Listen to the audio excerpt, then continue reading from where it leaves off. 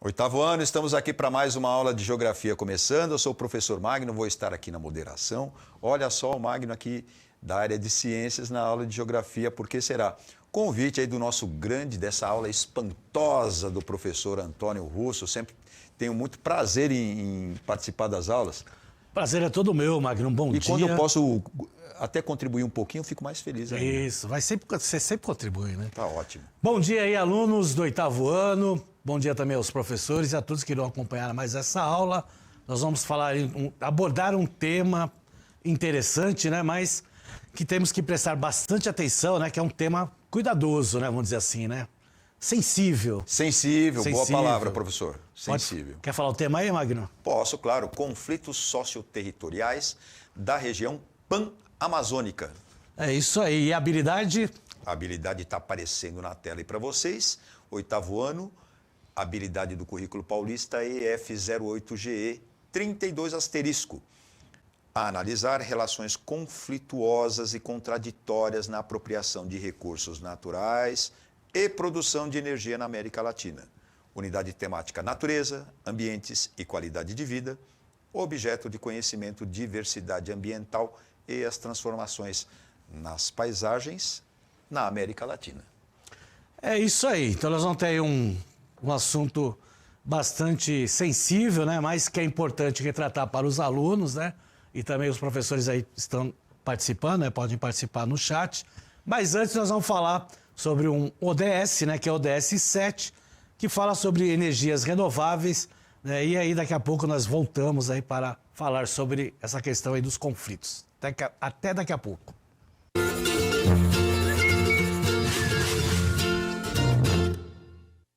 Olá, sejam bem-vindos à série especial do IBGE Explica sobre os Objetivos de Desenvolvimento Sustentável. Hoje vamos falar do Objetivo 7, Energias Renováveis. O foco do sétimo objetivo é garantir acesso à energia barata, confiável, sustentável e renovável para todos. Existem diversas fontes de energia no mundo. Pode-se gerá-la por meio da força da água, pela queima de combustíveis fósseis, por reação nuclear, pela irradiação do sol, pela força dos ventos. Mesmo você, pedalando em uma bicicleta, por exemplo, consegue gerar energia.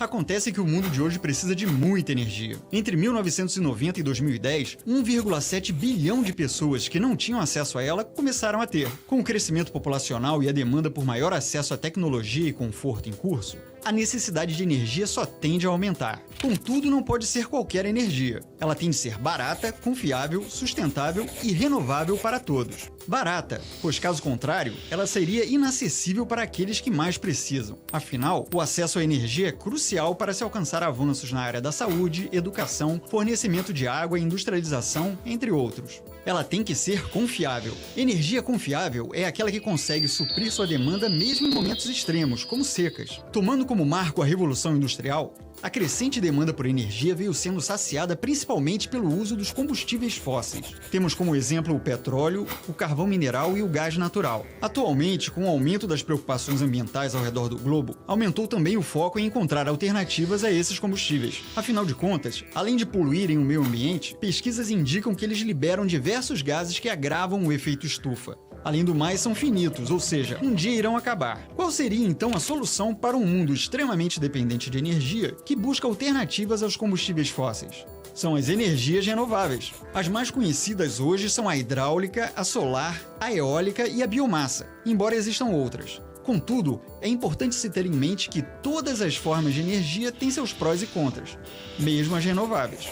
É preciso planejar com cuidado, levando em conta os custos financeiros para a implantação e de acesso, os custos causados à sociedade direta ou indiretamente e ao meio ambiente. Caso contrário, corre-se o risco de se ter energia renovável, mas não sustentável. Afinal, a sustentabilidade é um conceito que envolve as esferas econômica, social e ambiental. O uso das energias renováveis ainda é baixo. De acordo com dados do Banco Mundial, o consumo global de energia de combustíveis fósseis em 1960 era de 94,13%. 50 anos depois, em 2010, esse número caiu para a ainda elevada participação de 80,92%. O Brasil é um país de destaque na questão energética mundial. Embora dependa majoritariamente de combustíveis fósseis, A participação de energias renováveis, segundo o Balanço Energético da Empresa de Pesquisa Energética 2017, é de 43,5%, muito acima da média mundial. Um dado curioso é que, se considerarmos apenas a geração de energia elétrica, as hidrelétricas correspondem a incríveis 68,1% no Brasil. Grandes investimentos já estão sendo feitos ao redor do mundo para atingir o Objetivo 7. Em 2015, por exemplo, cerca de 500 mil de painéis solares foram instalados todos os dias ao redor do mundo. Na China, que respondeu sozinha por metade das adições em energia eólica, 2 turbinas de vento foram instaladas por hora. De 1990 até 2014, entre as energias renováveis, o destaque é para a energia solar fotovoltaica, que cresceu com uma inacreditável média anual de 46,2%. É isso aí. Ficamos por aqui. Sentindo-se energizado? Então não deixe de conferir os outros vídeos da série sobre os ODS. Até a próxima! É isso aí. Então as energias renováveis, cada vez mais, né, aparecendo aí no planeta, né? Então vários países aí até detêm, né, uma porcentagem maior na utilização de energias renováveis. O Brasil, né, um dos poucos países que tem, né, uma variação, né, de energias, né? Lógico que ainda está engatinhando de energia solar, de energia eólica, né? Ainda baixa porcentagem. A matéria-prima é nossa, tecnologia é de fora, né? Então boa parte do material é importado, né? Mas está na hora, né, da gente começar a rever esse conceito, né, da matriz energética no Brasil, que ainda tem ainda uma principal característica da energia vinda da hidrelétrica, né? Mas também tem muita utilização de combustíveis fósseis, né, Magno? E o Magno, que é de ciência, sabe muito bem disso. Eu acho que esse assunto, essa parte da energia, né, e é que move a tecnologia, né? Sem energia, adeus. Então, é um ponto que sempre a gente tem que trazer o debate e tudo mais. E, inclusive, já que eu posso participar aqui... Como sempre, né? Sempre falar aí que as ODS aí, ela sempre tem que estar no foco do professor, né, na hora de trabalhar ali com os alunos e tudo mais. E esses vídeos ajudam muito, porque ele dá um panorama muito bacana, né, de contextualização e tal, que pode ser trabalhado com o aluno de uma maneira bem... Porque na realidade são 17, né, objetivos, né? E sempre, né, ele acaba encaixando em alguma habilidade, um tema que a gente acaba abordando aqui, não só em geografia, mas como em outras disciplinas. Então, né, a gente aqui, desde o ano passado, né, no Centro de Mídia, sempre está mostrando, né, encaixando aí um vídeo, né, sempre para estar aprimorando. E esse ano teve vários debates aí sobre os ODS aí, porque cada vez mais em cima, né, e tem que lembrar que esse objetivo aí é um objetivo para 2030, né, com 167 metas para os países alcançarem, né? Então, quem quiser acompanhar as 167 metas e quais os objetivos que o Brasil já conseguiu ou está conquistando, é só entrar lá no Google, né, escrever lá ODS, vai aparecer o ODS Brasil, vai ter lá o link para vocês entrarem, vai ter várias informações e o grau, né, da onde o Brasil chegou nessas 167 metas dos 17 Objetivos do Desenvolvimento Sustentável, tá certo? E falando nisso, vamos lá para a região Pan-Amazônia. Vamos lá, ó. Envolve milhões de pessoas e centenas de povos que vivenciam sua identidade a partir da relação com a água e com a Mãe Terra, elementos fundamentais de sua sobrevivência e existência. Esses povos, apesar de terem assegurado seu direito à vida pela Declaração Universal dos Direitos Humanos, de fato estão gravemente ameaçados em 3 frentes: a violência institucional, jurídica e econômica. Esse ataque ameaça não apenas a natureza, com uma biodiversidade única no planeta, mas também a todos os povos que secularmente habitam esses territórios.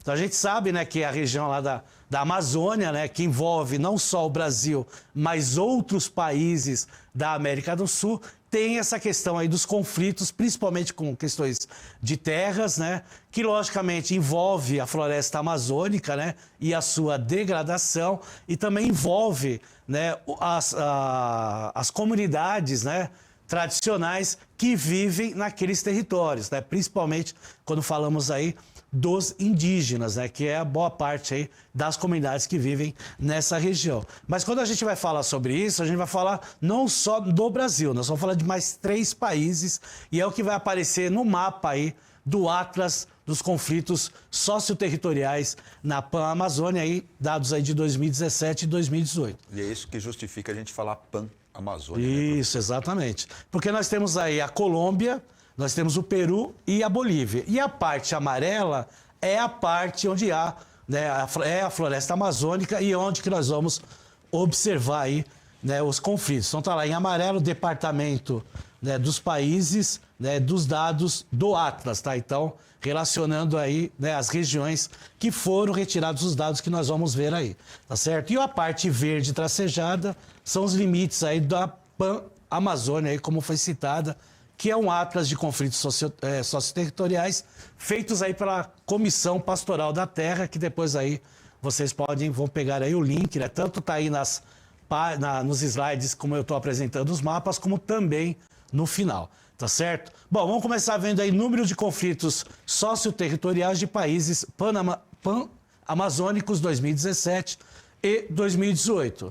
Tá, então estamos lá com as circulares em preto para mostrar a quantidade de conflitos que acontecem, né, por países, né? Então a gente vê que a circular, né, da legenda do Brasil ela é, né, bastante grande aí em relação, por exemplo, à Bolívia e o Peru, né, e um pouquinho maior do que a Colômbia. A gente sabe, né, que tanto o Brasil como a Colômbia tem muito problema aí com conflitos nesses territórios aí onde está a Amazônia, né? Principalmente com a questão aí não só das terras, mas também com a questão do narcotráfico, né? Porque o narcotráfico ele aproveita a região, né, da Amazônia, que é muito fechada, e acaba, né, ficando nessa localidade. Então, sabe que o acesso é muito difícil, só que acaba, né, tendo problemas com as populações que vivem lá, principalmente as populações indígenas, né? Então a gente observa lá o mapa, pode colocar o mapa lá de novo, Jojo, por gentileza, e aí a gente vê, né, a proporção de conflitos que acontece. Então tem lá aparecendo 995, porque é mais ou menos esse valor aí de conflitos que, logicamente, aparecem no Atlas. No Brasil, né, na Colômbia foi em torno aí de quase 900 conflitos e menos na região do Peru e da Bolívia, tá certo? Então, a gente vê que realmente aí são milhares de conflitos que acontecem aí num período aí de um ano, né? Porque está entre 2017 e 2018, né? Então, depende aí dos meses que foram tirados esses dados aí. Agora nós temos no próximo mapa, que é interessante, causas do conflitos aí, as causas desses conflitos aí de 2017 e 2018. Então, vamos ver aqui o Brasil, por exemplo. Então, o amarelo que aparece maior aí fala do agronegócio. Tá aqui, ó. Tá certo? Ó, na legenda aparece aqui o agronegócio. E logo em seguida, o uso da floresta aí como exploração de madeira, tá certo? Então, nós temos aí a mineração, que aparece em roxo, que, por exemplo, no Peru tem um destaque maior, a gente observa aqui. Os hidrocarbonetos, ou seja, combustíveis fósseis, aparece também em grande proporção no Peru. Na Colômbia, a gente está vendo aqui, ó, transporte e infraestrutura como sendo um problema de conflito nessa região. Olha que interessante, né, a gente retratar isso aí. Mas temos outros aí, ó, uso ilegal de culturas. Aqui, por exemplo, na Bolívia, nós temos o uso também da exploração de madeireiras, né, como aparece em segundo lugar no Brasil. Mas tem outros fatores aí, ó. Nós temos aí a exploração dos rios para a produção de energia. Isso aí, entretanto, tem aqui um pouquinho aqui no Brasil, né? Tem também um pouquinho aqui na Colômbia. Nos outros 2 países não aparecem tanto. Uso militar e outros usos públicos, economia verde e uso ambiental e uso ilegal de culturas.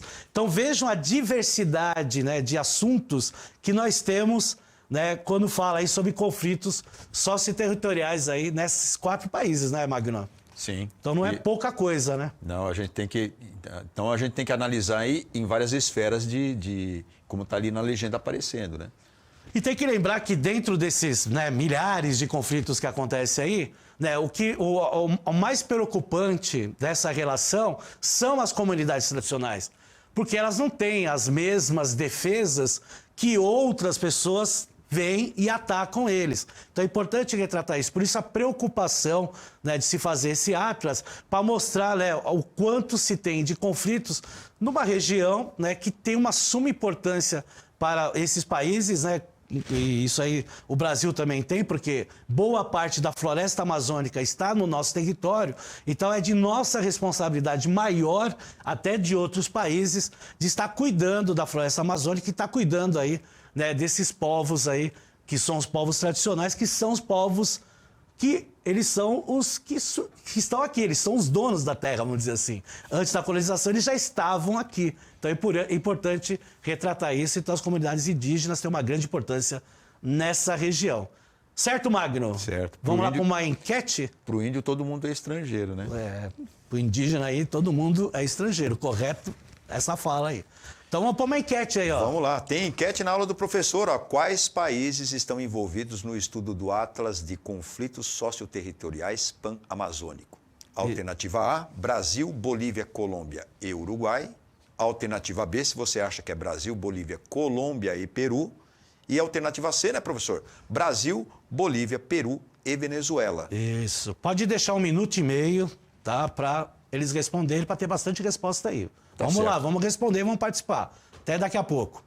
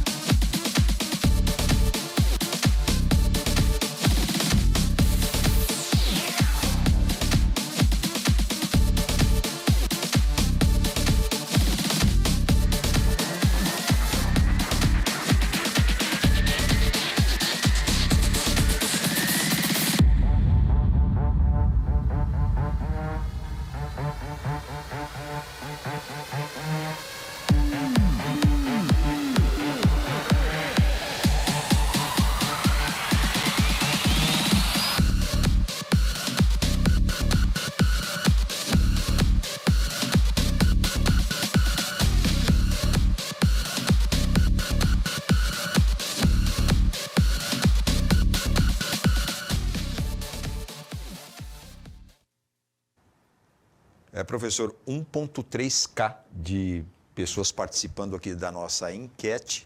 Resultado foi o seguinte, olha só, para a alternativa A, nós tivemos aí 41%. 41% acho que é Brasil, Bolívia, Colômbia e Uruguai. 39% foi na B, professor, Brasil, Bolívia, Colômbia e Peru. E apenas 18% foi na última alternativa, que é Brasil, Bolívia, Peru e Venezuela. Então vamos ver a resposta? Vamos lá. Então vamos lá, pode colocar, Jojo. Então aí tem B. Não é o Uruguai está muito ao sul não, aí. Não, Uruguai não, né? Não tem nem floresta amazônica naquela região lá, olha lá. Brasil, Bolívia, Colômbia e Peru. Mostramos 3 mapas, mostramos os países, falamos dos países. Quase acertaram. Então aí tem B de bola aí, Brasil, Bolívia, Colômbia e o famoso Peru. Vamos lá para outro mapa?